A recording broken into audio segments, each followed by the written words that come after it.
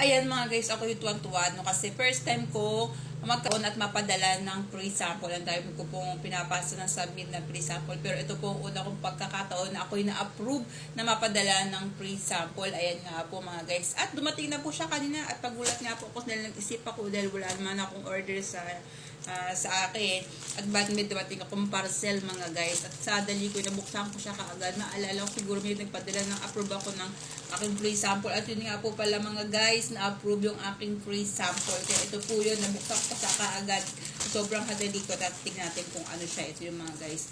Ito po ay mula sa shop ni Ma Memora Beauty. Ayan, thank you ma'am sa yung padalang free sample. Ito po yun mga guys. Kaya titignan natin kung antong free sample na dumating sa akin mga guys. Kaya tingnan natin siya mga guys. Wala tayong gunting. Ayan. Natin. At ang ganda ng pagpapackaging ni ma'am kasi talagang safe yung ating kanya pinadalang free sample sa atin. Tapos sa bubble wrap na nakapahirapan talaga. Mga guys. Yan. Ito siya mga guys. Ayan. Perfume. Yan. Ito siya mga guys. 50 ml. Yan. At tingnan natin kung ano yun. Kung mabango ba siya.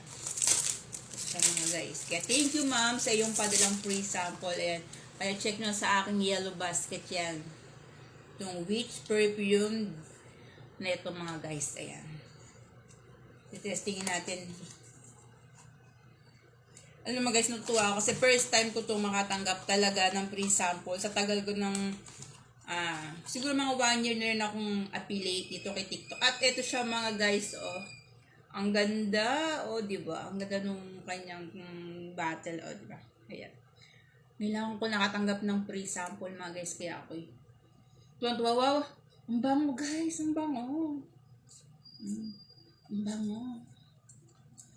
Yan. Check nyo sa aking yellow basket. At thank you ma'am sa iyong Memora Beauty, sa iyong padalang free sample sa akin. Na-approve ka agad. Thank you. Maraming salamat po. Kaya check nyo sa aking yellow basket mga guys. Mabango po siya.